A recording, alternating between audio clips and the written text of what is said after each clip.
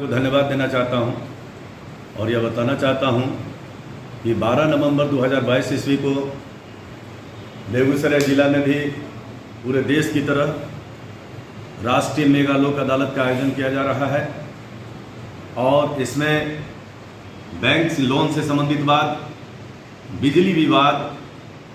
Criminal compoundable sections, आपराधिक सुलहनीय वाद, मापतौल से संबंधित बात, वन से संबंधित बात, मोटर एक्सीडेंट क्लेम से संबंधित बात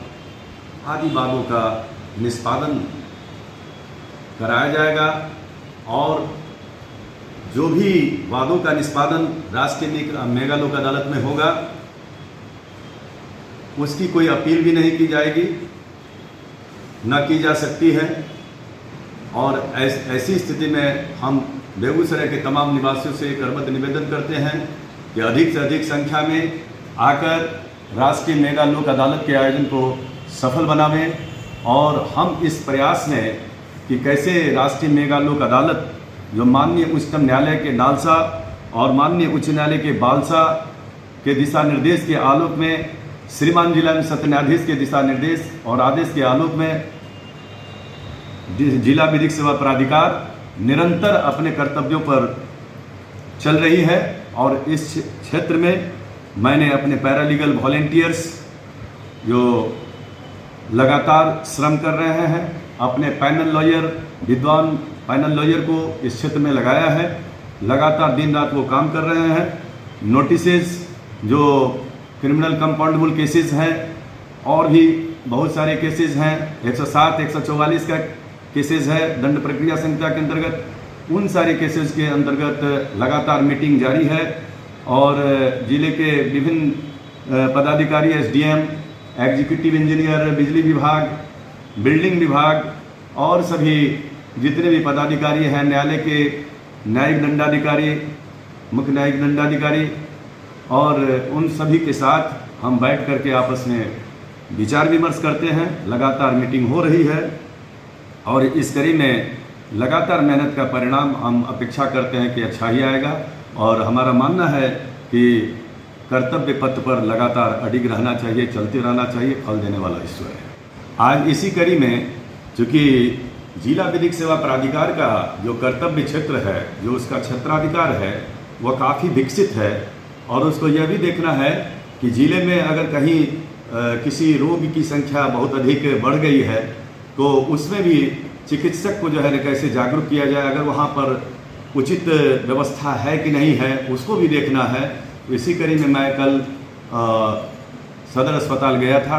और वहाँ डेंगू वार्ड का औचक निरीक्षण किया क्योंकि ज़िले में डेंगू मरीज की संख्या लगातार बढ़ रही है। हम बेगूसराय जिला के निवासियों से निवेदन करते हैं कि इसके प्रति सजग और सचेत रहने की ज़रूरत है और अपने आसपास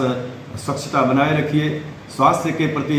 सावधान रहने की ज़रूरत है क्योंकि स्वास्थ्य ही धन है।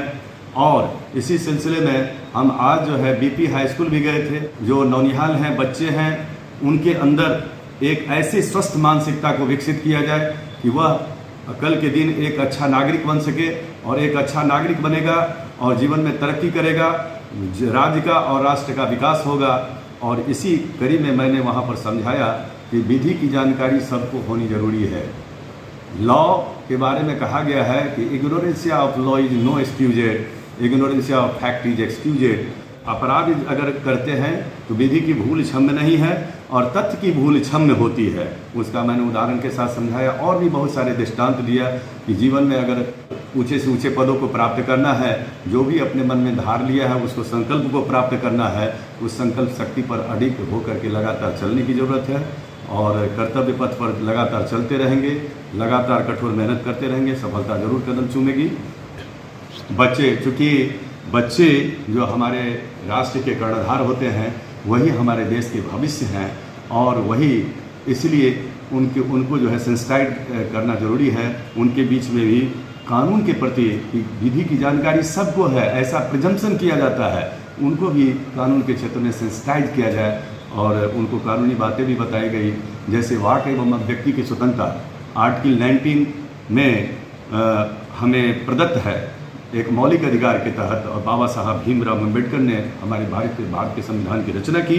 लेकिन वाक एवं अभिव्यक्ति की स्वतंत्रता तो है, हम अपने ज्ञान को जो है ना कहीं भी बोल सकते हैं, अपने मित्रों के बीच में डिस्कशन कर सकते हैं, कहीं भाषण दे सकते हैं, लेकिन वह कुछ निर्बंधनों के अंतर्गत है।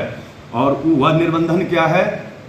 कि हम राज्य या राष्ट्र के विरुद्ध में स्वस्थ बात बोल सकते हैं, लेकिन कोई राजद्रोह की बात या राष्ट्रद्रोह की बात अगर बोलेंगे हम दंड के भी भागी हो सकते हैं।